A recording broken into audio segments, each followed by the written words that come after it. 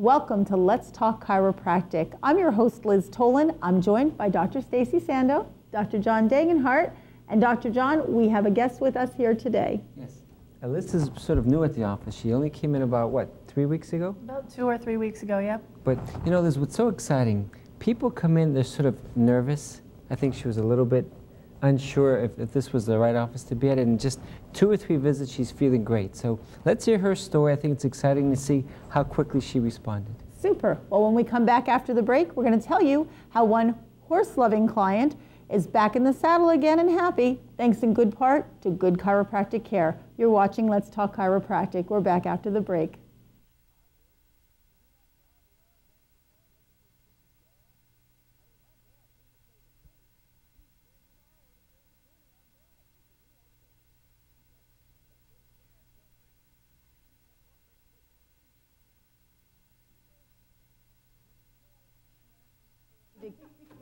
Everybody gets really sad. 5,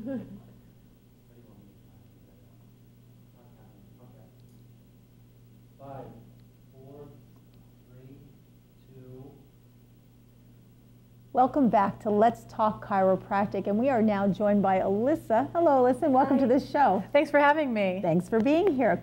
Now, Alyssa, from what I understand, you are a horse lover. I love horses. They're great. And you're a mother of a 4-year-old daughter. Yes, and she is so much fun. And very busy. Yes. And you're a patient of Dr. John and Dr. Stacy's, but you haven't been with them for very long. About how long have you been seeing Dagenhart Chiropractic? Maybe about 2.5, maybe 3 weeks. 2.5, 3 weeks. Now, before we get too much into your specific injury that you're being treated for now, you have a pre-existing condition from what I understand. I do. When I was 12 years old, I was diagnosed with scoliosis.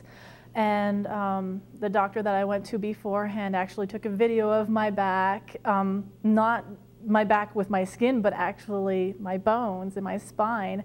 And he saw with the way that I moved that I was really off. And when I was 12 and 13, you don't expect 12 and 13-year-olds to have back pain. And I did have that. And so finally I kind of got into this regimen where I was going once a month, once a month, once a month. And finally I talked to another holistic chiropractor who actually just told me, why don't you try yoga, get your muscles to manipulate your back and see how that works. And I just started doing yoga, and for quite some time it took care of me. So when I was about 15, I actually, no offense guys, I didn't need a chiropractor anymore because I felt good. Well, that's great, and yoga is a great thing. I love yoga. Now, Dr. Stacy, before we go on, could you just, for our viewers, just give us a little bit of an explanation of what exactly is scoliosis? What systems does it affect, and how can it limit a patient in their treatment? Scoliosis is actually something that occurs through the growth process with younger children. So as their bones grow, one side of their body might grow slightly faster than the other side. And what then happens is their spine, which is in the middle, starts to twist a little bit and contort. So you have 24 movable vertebrae in your spine. There's 3 sections, the neck, the mid-back, and the lower back. And what can happen is one part of the neck can start shifting one way and the other part can shift the other way to compensate for these growing changes. So that's why when that chiropractor had told her, you know, try doing some yoga. Of course, chiropractic care is instrumental in preventing a scoliosis from getting any worse. But also the other important side of that is that you're doing the proper stretches on your own and trying to take care of yourself fitness-wise in that way. So we do recommend like stretches or yoga to patients who have that or who are going through that. Okay. All right. Now, so you had the scoliosis under control with yoga and with stretching and taking good care of yourself. What happened that necessitated your return back to the chiropractor? Well, like I said, I haven't needed a chiropractor since I was about 15 years old. And since then, I've worked on farms with heavy equipment. I've lifted feed bags that were 100 pounds. Oh, sorry. and Hopefully you know, bending your knees and using your legs and not your back. I have. I've done a pretty decent job with really trying to take care of my back throughout those particular jobs. But then, of course, about 3 years ago, I got laid off. And it was a real hard job market to try to find a new job. And so where I work now, I basically sit and I talk to people and I help people with their problems with horse products and whatnot. I'm not going to get into too many details about that. Sure. However, with that, I kind of settled a little bit, you know, got a little chubby and maybe a little complacent with the yoga and the exercising. Oh, I haven't done yoga for quite some time. So anyhow, getting back into it, I did try to get into a little bit of yoga again one morning when I felt as though my back just didn't feel right. About 2 or 3 days before I went to Dr. Dagenhart, I just woke up and my back was a little stiff, and so I was like, okay, well, let's do some yoga, and I started to. And then I was in an Indian style position and I went to pick up my daughter, who was about 40 pounds. And this is probably not a good thing to do, sitting Indian style, doing yoga and lifting something that's 40 pounds to get her across to the other side. So yeah, that's when all of a sudden I just felt that pop. Something go in your back. Yeah, and that's when I knew I was probably in for a long ride. So it wasn't long after that I called and made an appointment and said, please fix me. So maybe not a long ride, but a short ride to the chiropractor's office. It was actually a lot shorter than I thought. Just within 3 visits, I felt so much better. Wow. Thank you. How about that? And you know, you bring up an interesting point that you were accustomed to lifting, you know, 100-pound bags of feed and being very active. But sometimes it's not so much the amount of weight, but it's the form and it's the technique and it's preparing your body for that movement. And it sounds like perhaps you were at rest, you were doing yoga, which is a different type of an activity, and then just the way maybe you picked up your daughter or the way you shifted your back. I know as a mom and picking up boys and getting in between boys when they're active and whatnot. I've been to Dr. John a few times for a very similar type of thing. You know, it's just that kind of, it's that strange movement or it's that sudden movement that can just kind of throw our backs out. Well, Dr. John, when we come back after the break, we're going to talk to you about how you managed to get this lady feeling so well in such a short period of time. Okay. You're watching Let's Talk Chiropractic. You want to stay here. We're back after the break.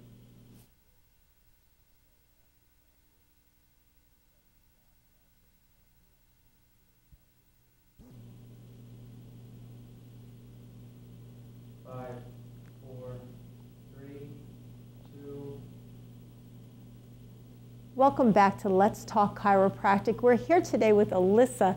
Now, Alyssa, before the break, you were telling us how you were doing some yoga. You went to lift your little 4-year-old daughter up, and something shifted and it didn't feel right. You mentioned also previously that you were seeing a chiropractor on a regular basis when you were younger, and you had kind of gotten away from that. Yeah. What was it about this particular situation that made you decide, instead of taking a painkiller or ibuprofen or something else to just mask and get over that little twitch, what made you decide it was time to go back to the chiropractor? Well, I figure with medication, you could dull the pain, but if there's a problem, you're not going to get rid of it with just a pill. I knew I had a little bit more going on than just ibuprofen or Aleve. Yeah. So I decided to go to the doctor because it was just important for me. It felt as though I just wasn't right. And when you get the feeling when you know you're not right, you have to do something about it. So it was time. And the pain was pretty significant, I guess, then, from the injury. It wasn't too entirely bad at first. It actually started to progress and get a little bit worse and worse, just as I was doing regular chores around the house, lifting laundry baskets, etc. Even though I would use my knees to lift, it was still lifting something. By the time I got to Dr. Dagenhart's office, I really couldn't move. I was literally filling out my paperwork, just sitting as still as I possibly could. Oh, shame. Well, it sounds like you got there just in time. How did you find out about Dr. John? Actually, one of my coworkers referred me to him. So excellent. I am very, very happy with that coworker right now. How about it? Well, you look very, very happy. And now, Dr. John, Alyssa said she's only had about 3 treatments with you and she was feeling much better. So When Alyssa first came to you, what was your first course of action when you met her? Liz, I put myself in the patient's shoes. I think people want to know what's going to happen. So I'll tell them we're going to check the length of the legs. If the sacroiliac joints are misaligned, one of the legs, Liz, gets unlevel, then that causes inflammation and spasms. So our job then is to gently adjust the sacroiliac, get it in alignment. Then she went home. Did you get ice on it that day? I did. Okay. The ice takes down the swelling, so then the rest of the muscles can start to shift. Liz. So we explain what we're doing, then we sit them down. It's called a Deerfield test. You check the leg length. Hers was off by about ½ an inch. Dr. John, does that hurt when you do that? Did it hurt? Did it hurt? The adjustment itself? No. Or checking the leg length or any of Oh, that? no. That was The okay. patient's laying on their stomach, and you bend their legs. I'll be blunt. Some patients that are really hurting, it does. You have to sort of, if it's a bad disc problem when there's a lot of swelling, as you bring up their legs, they might say, you know, I can't do so. We have to be careful. But in her case, there was no disc involvement. So you check the leg length, Liz. It's a ½ inch off. You make the adjustment. I almost love when there's another person in the room because she cannot see behind her. So when the legs are unlevel, you can make the correction and they're level. Usually the other person in the room says, oh my God, Alyssa, I can't believe the legs are level. So she just has to trust me that it's in alignment, and then she puts some ice on, and then we schedule the next visit. But it's a very pain-free adjustment, I believe you would agree. Yeah. And a gentle adjustment. Yeah, as gentle as it could be. It almost hurts worse to hear the crack, crack, crack than it does to actually go through it. You feel your spine actually moving when you're getting the adjustment. Well, at least I did. And then I think the worst part of it was just hearing from within the cracking, especially in the neck.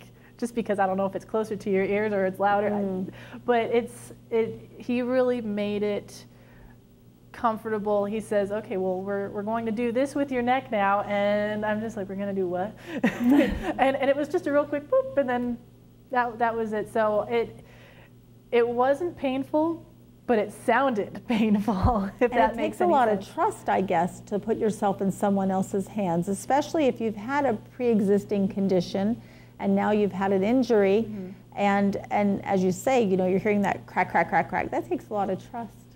It does, and even as an afterthought, I think, and no offense to you at all, but as an afterthought, you start thinking of like the kung fu movies where people go, and then all of a sudden someone is like down on the ground, and I start thinking, that didn't happen to me. How did that not happen to me? I don't know how you know how to apply as much pressure as needed to not just turn me around, but it is a little bit scary, but Dr. Dagenhart kind of just said, this is what we're doing, this is what's going to happen, and it's okay. And so he has a calming effect, and he explained things to you as you were going, which takes away some of the uncertainty or the unknown. At least you know what he's going to do, and then he does it, and then you have a good result. Yeah. So the next time it's not so scary because you've been through it once and you've seen that it's worked well. Yeah, kind of. After the first 2 visits, I was still in a lot of pain. Were you really? In fact, after the second visit,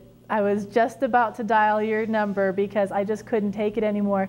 But I was instructed to rest my back, put cold on my joints, and put heat on my muscles, and I did that an awful lot. And good for you for following up with that treatment plan, because as a mom, I know sometimes when I've left Dr. John's office and he said, okay, ice or this or that, it's hard to do when you're a mom because, you know, other people need you. So, you know, good work to you for following up with that treatment plan and helping to take care of your own well-being as well. Thank you. I appreciate that, but there is an incentive behind it. If you don't do it, you're gonna hurt. You don't get better. That's right. That's right. That's right. So now, Dr. John, going forward, what treatments must Alyssa have? Is she on some sort of a maintenance program now?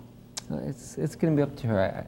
I don't like high-pressure chiropractors who say to someone, now that you're well, we want to keep you coming, keep you coming. I think one of our strengths in our office, Liz, is you have to look at someone's finances and their insurance and the big picture. She's a young, energetic woman.